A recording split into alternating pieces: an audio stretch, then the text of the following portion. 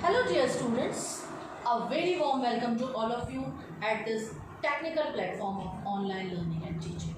I, Shweta Sharma, Assistant Teacher, Government Girls Inter College Bareilly, takes this opportunity to discuss Chapter 4 from the prose section of Class 10th UP Board English, that is Socrates.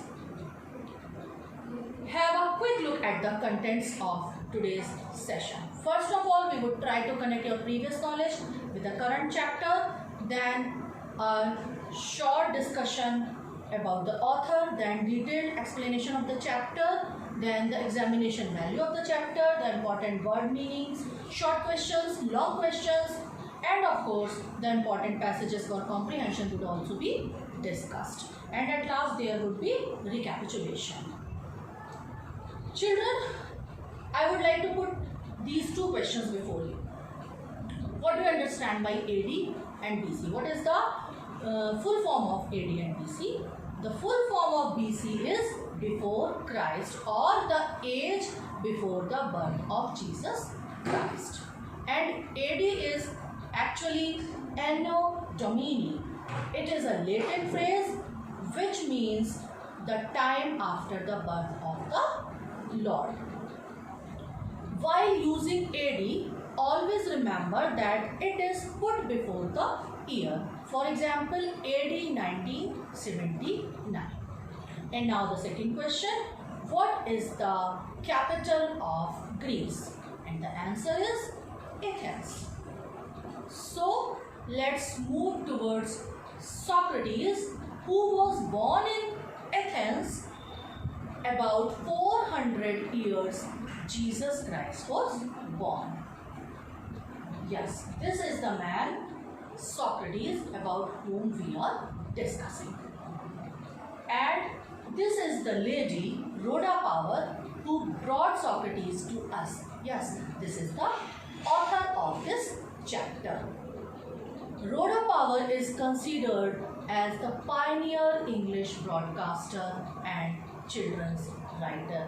She was born on May 29, 1890. She got her education from Oxford High School and her higher education from St Andrews University, Scotland. After leading a marvelous life, she died on March 9, 1957. Redcap Runs Away, which is considered as a children's classic, is the best creation of Rhoda Power. So let's begin today's lesson. Socrates. Socrates lived in Athens about 400 years before Jesus Christ was born. As a boy, he was ugly, undersized, and had a flat nose and bulging eyes.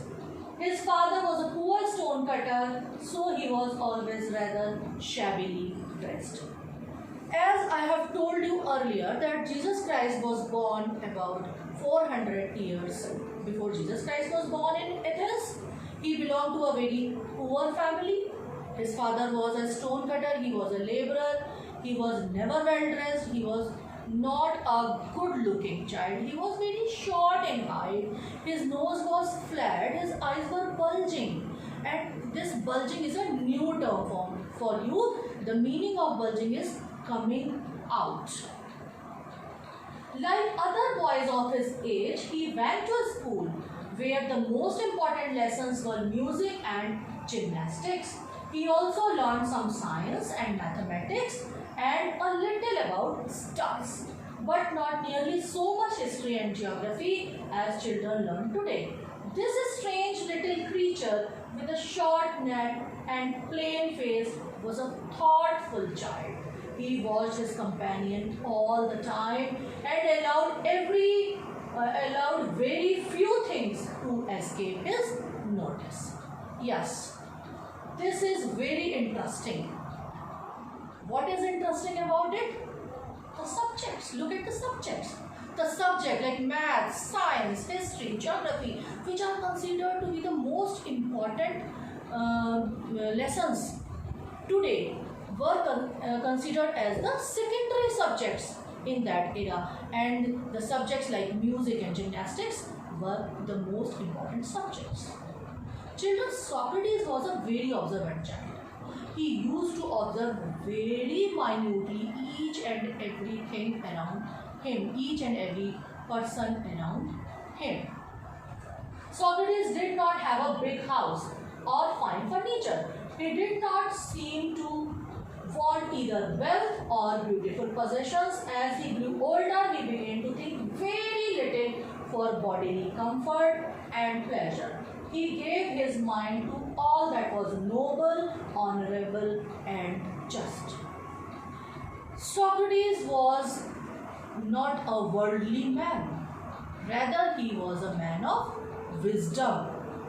All the wise things, all the beautiful things, all the honorable things, all the noble things were of more importance for him than the worldly possessions. He was never tempted by the material objects. Socrates went around the town on foot and talked to people. The Athenians began to look for his familiar figure in the streets and to say to their friends, "Yes, that's Socrates. Come along and talk to him." After some time, Socrates became famous as a teacher.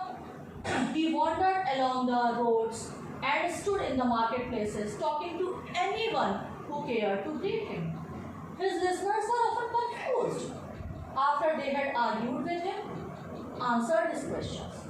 Socrates told his countrymen that everyone must learn to think for himself, so that by using his reason, he would have the power to see what was right, just, true, and beautiful, and so shape his own conduct. He wanted Athens to be a perfect state. He told everyone, both his pupils and his other followers, that this could only happen if every citizen educated his own mind to see what was right and noble.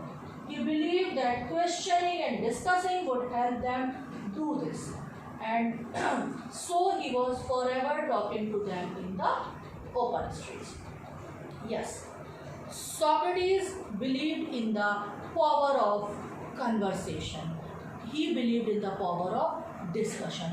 So he kept on roaming around the streets of Athens, and he used to talk to anybody. He used to teach them about the beauty of the life, about the noble things of the life, about the justice. He wanted his country, Athens, to be a perfect state to live. And one very important thing, he believed that a discussion is to be done before many people, so that a big number of people are benefited with that discussion. So he always used to discuss in open streets. When Socrates was an old man, his fame had spread far and wide. This is the phrase, far and wide. The house of many a rich man opened its door to him, for people felt honored to have him as their guest. By degrees, a special group of pupils gathered around him and followed him wherever he went. Among them was a young man called Plato, who treasured every word which his master uttered, and in later years became famous as a teacher as Socrates himself. So, by and by, Socrates grew old and he became very famous in the country. A big group of young men became his pupil. Yes, let me differentiate these two words. P-E-O-P-L-E is pronounced as people, and the meaning of this word is person or public. This word is always used as a singular word, and the other word is P-U-P-I-L. The pronunciation of this word is pupil, and the meaning of this word is disciple or student. In Hindi we call it Shishya. So I was telling you that a very big group of young men became his pupil, and among them was a great name also, and he was Plato. The credit of bringing Socrates' teachings and preachings to us goes to Plato. Yes, he was the man who compiled all his teachings. Children, you must have heard the name of Aristotle. Interestingly, Aristotle was the pupil of Plato, and Plato was the pupil of Socrates. But although many people loved the old man and delighted in his wisdom, there were some who did not approve of him. He thought that man's own mind influenced his conduct more than the gods. This seemed to some people a new and wicked idea. He said that there were higher and nobler deeds than making sacrifices to Athens and the other gods of Greece.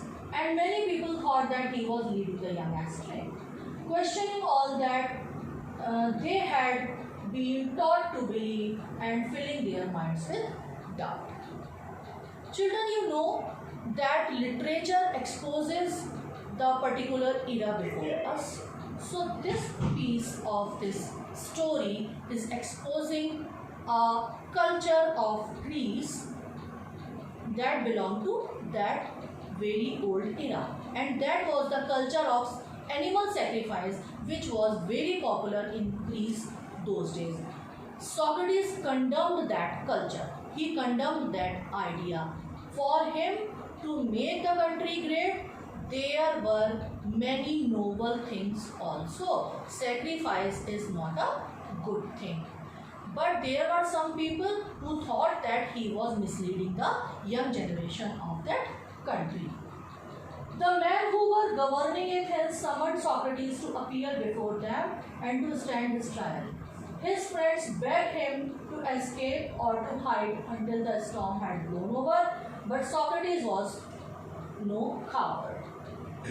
He knew that he had done nothing wrong and that he had only taught what he believed to be just, true, and honorable. And so he went to the court. His clothes and shoes were dusty and travel-stained, but everyone knew that a noble heart beat under the shabby garments. As you know, that for every good thing there are critics, even today. So in that age also. So the persons who were governing the country, they did not like Socrates and his teachings and his ideas. They believed that he was misleading the young generation. So a summon of court was sent to him and he was called to the court of Athens. His well-wishers, they suggested him, they requested him not to go there. They requested him to remain underground for some time, but he was a brave man. He was ready to face each and every consequence. So he went to the court of Athens. As the means of transport were not developed in those days, so he had to walk to that place. So after walking such a long distance, his shoes, his dress, and he himself were very dirty. But everyone who knew him, they knew that a very noble, a very kind and a great heart was beating under that dirty body. He made a powerful and dignified speech. He told the Athenians that they would gain nothing by taking away the last few years of his life, but that he was willing to die many deaths for what he believed to be right. Yes, as he was a brave man, he made a powerful speech over there and he addressed the judges and said that he knew that he would be sentenced of death, but he was ready to die many more such deaths for the well-being of his country. He was not at all afraid of his death. The judges listened to him questioned him and condemned him to death. The old man made no complaint. He leaned on his stick, looking around the crowded courtroom. Plato and his other pupils were there in the court all the time. No evil can happen to a good man, he told them, either in life or after death. So be of good cheer. I have to go. The hour of my departure has arrived, and we go our ways. I to die, you to live. It was a formality. The whole system of court was a formality. Okay, there was a very long discussion. A lot many questions were there, and they all were answered. But as the result was pre-decided, he was condemned to death. His pupil and other persons who were there already in the courtroom, they were very upset, but he suggested them not to be upset because it's a part of their journey, and his journey had come to an end, and he was moving towards his death, and the other persons had to move towards their life and a better life. Then the soldiers came and took him away to prison. His wife followed with his 3 children. Many of his favorite pupils were also with him. For a long time they talked to him, and he taught them many wise lessons, which they treasured in their hearts. But all the time his friends knew that Socrates would die soon.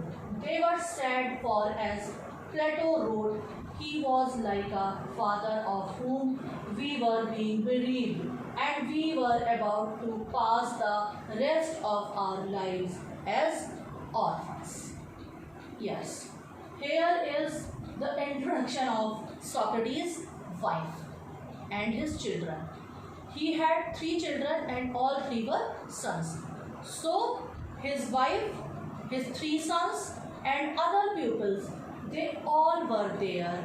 When the policeman took him to the prison, they all followed him to that place, and a long discussion took place.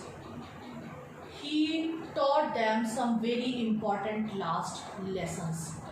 They were treasuring these lessons, but everybody knew it that this great man was going to die soon. After the sun had set behind the treetops, the jailer came in and asked Socrates to prepare for death. In Athens, when people were condemned to die, they were given a cup of poison. Socrates knew this, and he nodded to the jailer, who looked at him sadly, saying, "You, Socrates, whom I know to be the noblest and gentlest and best of all who ever came to this place, will not be angry with me when I ask you to drink the poison, for others and not I are the guilty cause." Bursting into tears, he went out and returned with a cup of poison. "May the gods prosper my journey from this to the other world," said Socrates, and lifted the cup to his lips. As you know that great people are the lovers of a big group of society. So even the jailer of that prison was a big disciple or a big fan of Socrates. He was very upset, but he had to perform his duty. He had tears in his eyes.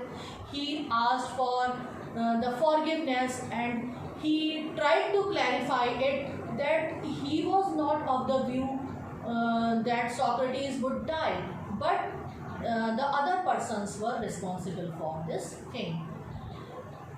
He had to present the cup of poison to Socrates, but Socrates very bravely took the cup from his hand and lifted it up to his lips with a prayer to the gods, and requested the gods to prosper his journey from this world to the world of gods.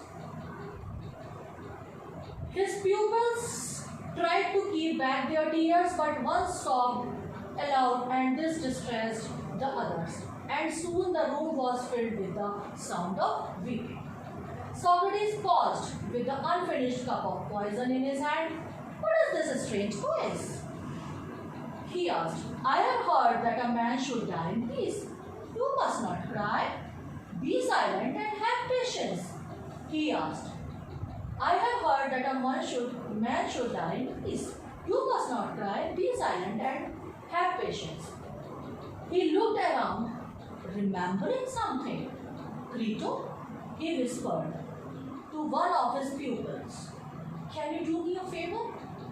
I owe a cock to Asclepius. Will you pay the debt? It shall be paid, said Crito. Is there anything else? He waited, but there was no answer. For Socrates, the greatest of all the Greeks, was dead. Yes, Socrates had already instructed everybody around him that nobody would cry over his death. He wanted to die in peace, but one of them could not resist his cry, and soon the whole room was filled with the sound of crying, the sound of weeping. Socrates got disturbed and he paused for a moment and once again instructed them not to cry. He wanted to die in peace. And all of a sudden he remembered something and addressed Crito, one of his pupils, and requested him to pay his debt. Actually, it was a cock. He wanted this to be paid to Asclepius. Crito assured him that the debt will be paid. Yes, children, this is pronounced as debt, D-E-B-T, and the letter B is silent in this word. Crito assured Socrates that the debt will be paid and asked for some other instruction, but alas, there was no instruction because the greatest of all the Greeks, the greatest philosopher, Socrates, had gone to the other world, had gone to the world of gods. So children, this was your lesson, and quickly move towards the examination value of prose section in your board question paper. Yes, this prose section is allotted 16 marks in your board examination question paper.